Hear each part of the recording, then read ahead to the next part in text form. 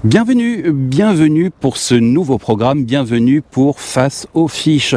Alors qu'est-ce que Face aux fiches? Eh bien c'est un podcast qui se regarde ou une vidéo qui s'écoute, ou les deux. En tout cas, eh bien c'est un programme hybride qui sera décliné en deux versions. Vous avez le Face aux fiches, F-I-C-H-E-S, fiches comme fiche Bristol. Ce sera des interviews où on va prendre le temps de poser des questions à des personnes qui gravitent dans le milieu de la pêche. Alors ça peut être bien sûr des pêcheurs, mais aussi, pourquoi pas, des présidents de fédérations, pour savoir où va l'argent des cartes de pêche. Ça peut être, des détaillants, pour parler de la concurrence des sites internet. Ça peut être, des pisciculteurs, pour parler des cormorans. Bref, ce sera des interviews en face à face, en intérieur, en extérieur, au bord de l'eau. Pourquoi pas les pieds dans l'eau, sans confession, sans concession. Voilà, ça sera des interviews. Ça, c'est Face aux fiches. Et vous avez également Face aux fiches, F-I-S-H. Et là, ça sera des reports de parties de pêche, les miennes. Mais pas que, parce que moi, le but, c'est pas de vous montrer que je suis le meilleur pêcheur de France. Loin s'en faut, je suis peut-être un des plus passionnés, mais je suis pas meilleur que vous, en tout cas. Ça sera peut-être aussi des reports de compétition. La compétition, eh bien, c'est un peu la vitrine, la locomotive de la pêche en France. On aime, on n'aime pas, mais en tout cas, il y a de bons pêcheurs. Par exemple, l'équipe de France de street fishing est championne du monde. Donc peut-être qu'on ira pêcher avec un champion du monde. Ça peut être aussi, qu'est-ce qu'on va faire? Des visites de salon. Comme là aujourd'hui, par exemple, là derrière moi, ce sont les Carna Days. Eh bien, on va voir tout de suite, après le petit générique, ce que sont les Carna Days. Allez, c'est parti.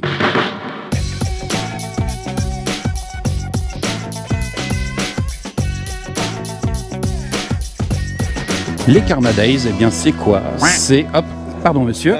Non, c'est pas grave. C'est 2700 mètres carrés dédiés à la pêche des carnassiers. C'est organisé par pêcheur.com. Alors pour la petite info, je ne travaille plus chez pêcheur.com, donc je peux être totalement objectif sur ce salon. Fort du succès l'année dernière des Carp Days, c'était leur premier salon dédié à la pêche de la carpe. Et bien pêcheur.com a organisé cette année les Carna Days. Alors entre nous, ils ne se sont pas foulés sur le nom du salon. S'ils font un salon spécial truite, je pense que ça s'appellera les Truite Days, spécial coup, les Tanches Days. En tout cas, on va voir ce que ça dit à l'intérieur, les Carna Days. Julien, tout comme moi, tu es équipé d'une caméra, donc tu es... Je suis youtubeur en fait, je suis la chaîne Redneck Fishing. D'accord, tu es une putaclic comme moi donc. Exactement, okay. Mais moi une putaclic sur le bass principalement. Ah c'est encore mieux. On a besoin de parler du bass et des recettes de sashimi de bass. C'est quoi ton point de vue pour ce premier salon dédié à la pêche du carnassier par pêcheur.com? Franchement, pour moi, je trouve qu'ils ont fait quand même quelque chose de bien. Ouais. Alors sûr que c'est pas la même dimension que le CNPL, c'est beaucoup plus le CNPL petit, est mort, on est d'accord. Honnêtement, oui. Tu vas y aller ou pas? Non, c'est justement d'ailleurs pour ça. J'avais le choix, concrètement, j'avais le budget pour faire un salon sur les deux. J'ai préféré privilégier le Carna Days pour le coup. Parce que là, je savais qu'il allait avoir toutes les grandes marques, qu'il allait avoir surtout tous les grands noms de la pêche. Qui ne seront pas au CNPL. Voilà, qui ne seront pas au CNPL, visiblement, parce qu'ils sont toujours, je sais pas ce qui se passe entre eux, mais bon, c'est leur histoire. En gros, voilà, on va la faire simple. Voilà. On a le GIFAP qui fait le forcing pour organiser leur salon. Plus personne ne va à Clermont, d'où le fait que c'est un petit peu moribond, mais ça on en reparlera dans un autre épisode. Ça vaut le coup ou pas? Ah franchement ça vaut le coup que tu y ailles. Honnêtement ça vaut quand même le coup. Après comme je dis, si tu veux voir du matos de pêche, ouais clairement. C'est de la part de la production, c'est pour le fait d'avoir dit du bien. Merci. Voilà. Mais comme je dis, ouais ça vaut clairement le coup. Ouais. Honnêtement, par rapport au CNPL, ça vaut clairement le coup. Là, il y a J'ai bossé chez pêcheur.com, c'est mon ancien employeur, donc merci, continue. Mais oui, effectivement, mais en plus, le pire, c'est que je te reconnais. Je t'ai déjà vu sur YouTube. Tu es très très bon, tiens. T'as pas perdu ta journée. Là, je vais être refait, là, les gars, avant la fin de la journée, je vais vraiment être refait. Ce que j'aime vraiment aussi, c'est justement aussi de rencontrer des passionnés de pêche. Il y a beaucoup de pêcheurs quand même, mine de rien, de vrais connaisseurs. Et surtout aussi, c'est qu'il y a quand même des grands noms. On a quand même Samir Kedjou qui est là, on a quand même Tom Couchou, on a quand même, normalement toi qui es sur YouTube, tu dois quand même connaître vu qu'ils sont aussi sur la toile, les Rémi Segler. Ah, Rémi Segler. Je connais pas. S'il n'y a qu'un seul produit que je dois acheter cette année chez Ultimate, c'est quoi? Le 4x4 des 4x4 Dark Slipper. Quel grammage pour la perche? Le passe-partout, 21 grammes. ça passe partout. Tu pêches un lac, tu pêches du bord, tu lances loin. Ça descend lentement vu que c'est une plombée interne qui est plutôt centrale. 21 grammes, c'est le passe-partout. Une ou deux couleurs qu'il faut prendre absolument dans sa boîte. La règle, 2 opposés en couleur. Allez, on regarde. Une couleur naturelle. D'accord. Et forcément une couleur agressive. Chartreuse. Voilà. Ok. Eh ben 2025, le Ringo, très typé street, mais qui rock, oui, rock. évidemment. Et truite. Mais on est vraiment basé sur du micro petit leurre, mais qui prennent tous les types de poissons, des petits, des grands, etc. L'essentiel, c'est de faire de la touche. Voilà. L'essentiel, c'est de s'amuser et prendre plein de poissons différents. Pêcher près de chez soi, pas forcément faire des centaines de kilomètres pour juste après le boulot. Hypothétique brochet métré. Là, Voilà.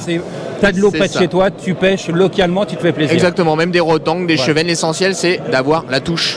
Je suis cheminot. Cheminot, donc tu ne travailles pas. C'est ça.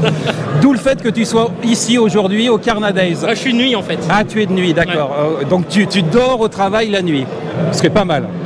Je suis présent au travail là. Voilà, pardon, autant pour moi. S'il y a un produit que tu as vu, que tu aimerais t'offrir, que tu t'es peut-être déjà offert, c'est quoi? Ah, c'est le leurre de chez OSP, j'ai mangé le nom, le Karen, ouais, de OSP Karen. D'accord. Il s'affiche à l'écran si tout va bien. Tu es monsieur Bim Tackle, c'est ça? Oui, c'est ça, oui. S'il y a un seul produit, une seule nouveauté qu'il faut acheter cette année en 2025, c'est quoi? Crazy Rabbit, mon Tu cher. peux me le montrer, monsieur? Bien sûr. Tac. Il est là. D'accord. C'est comme le Tchatchabet. Non, pas du tout. C'est un Monster Bucktail Jig. C'est-à-dire, alors en français, parce qu'il y en a marre de tous ces anglicismes, on comprend rien. C'est une tête avec du poil. C'est un D'accord. streamer que tu peux réutiliser, mais avec une canne au leurre, tout simplement. Donc il n'y a pas la palette comme sur le Chacha. Ouais. Et tu peux intervertir les petites têtes grâce à un petit clips. Mais ça, je vous le montrerai plus tard. D'accord. C'est plutôt ciblé broché. Et du coup, en termes d'animation, il n'y a rien de compliqué. Tu vas pêcher comme avec un leurre souple classique. Ouais. Donc tu vas pouvoir pêcher en linéaire ou en l'animant à la canne. Ok. En gros, tout est possible. D'accord. Pourquoi ce salon? Déjà, parce que quand on a essayé les Carp Days, on s'est retrouvé à être content de ce qu'on avait réalisé parce que ça avait l'air d'avoir rencontré son public. On s'est dit pourquoi pas le faire pour les pêcheurs de Carna, premièrement. Et deuxièmement, on s'est aperçu effectivement que c'était aussi quelque chose qui manquait puisque le CNPL, comme tu l'as dit, sans vouloir être fossoyeur du CNPL, ces dernières années, on a trouvé plus de saucisses et d'aligots que de canne à pêche et de leurre. Tu es conscient que je ne vais pas couper ça et que tu vas te faire détester dans la profession si c'est pas déjà le cas? Oui, mais bon, c'est pas grave, c'est le jeu. Comme on a vu ça, on s'est dit les marques, elles n'y vont plus. Nous, on a essayé d'y aller jusqu'au bout. Pourquoi les marques y vont plus? Tout ça, c'est des raisons économiques, tout simplement. Il faut qu'à un moment donné, on retrouve un retour sur investissement. Et donc, on a dit à quelles conditions on arriverait à refaire un salon où les marques reviennent. On a fait le format qu'on avait fait au Carp Days, c'est-à-dire on invite les marques, elles viennent avec leur pro staff, un format un peu gagnant-gagnant. On vend avec des produits et des prix et du conseil qui nous permet de répondre à un besoin, à une attente des pêcheurs, je crois, de venir faire des bonnes affaires, de venir voir les nouveautés, enfin tout ce qui fait normalement l'essence d'un salon pêche.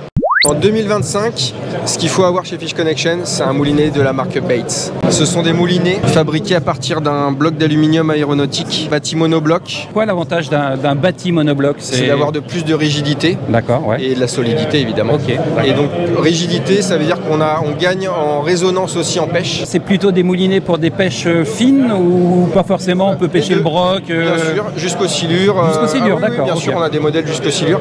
Du bait finesse en passant par la pêche du black bass, la pêche du brochet, la pêche, aucun problème.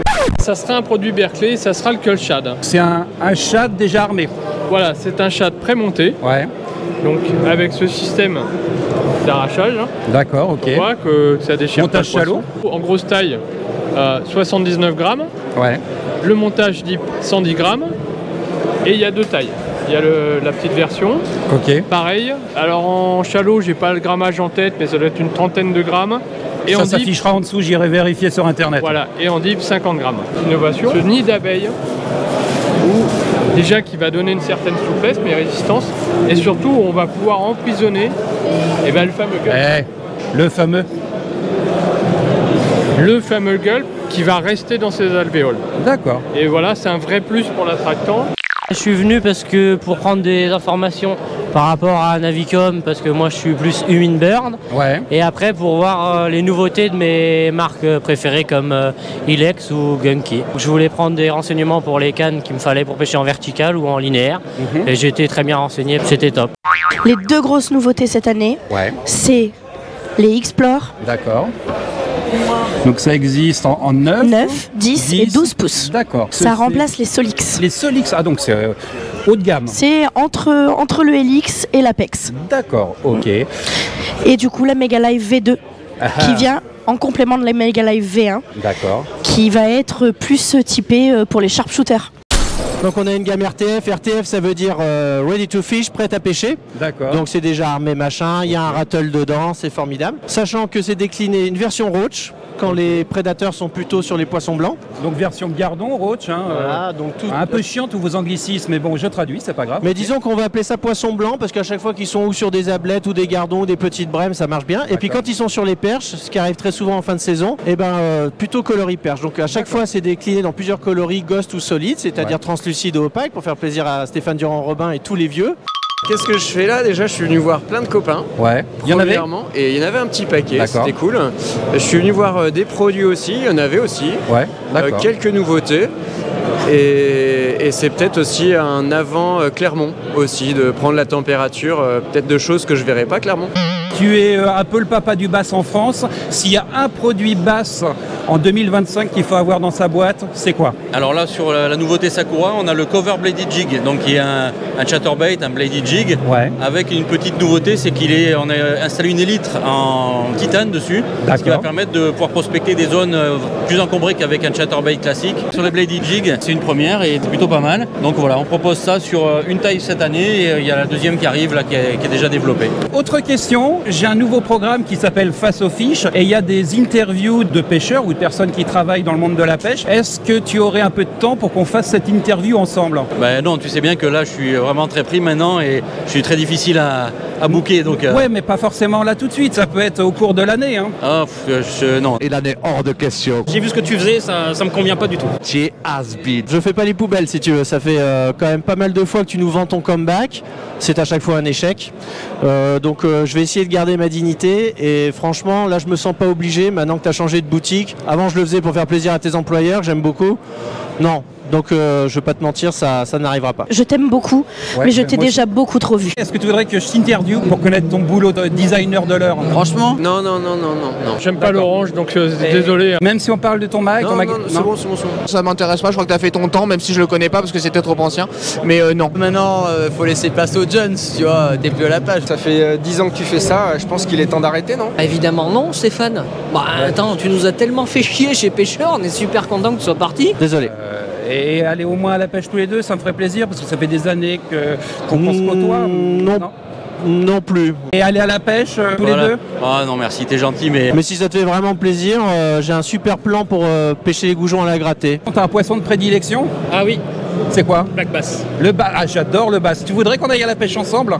Non. Ou moins juste aller à la pêche tous les deux ensemble? Non plus. On va arrêter là, je crois que t'as fait ton temps. Au moins à la pêche tous les deux? Est-ce que tu pêches aussi? J'ai pas du tout envie, non merci. Non plus, hein. On va parler de toi, ta passion, comment t'es venu à la pêche. Ouais mais non. Oui, dégage, oui.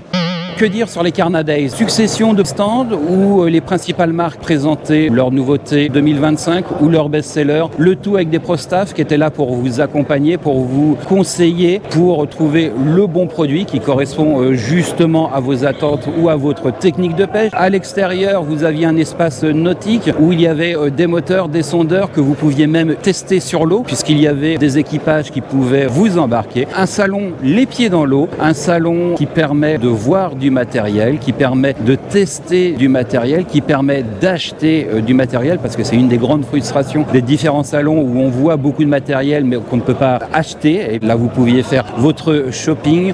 Me concernant pour le casting c'était un tout petit peu plus compliqué mais bon je pense que je lâche rien. Je vais trouver des personnes pour faire ces fameux entretiens, pour faire ces fameuses interviews, pour aller à la pêche avec moi mais ça sera dans un autre épisode de Face aux fiches. Allez, à plus. C'est vraiment très intéressant.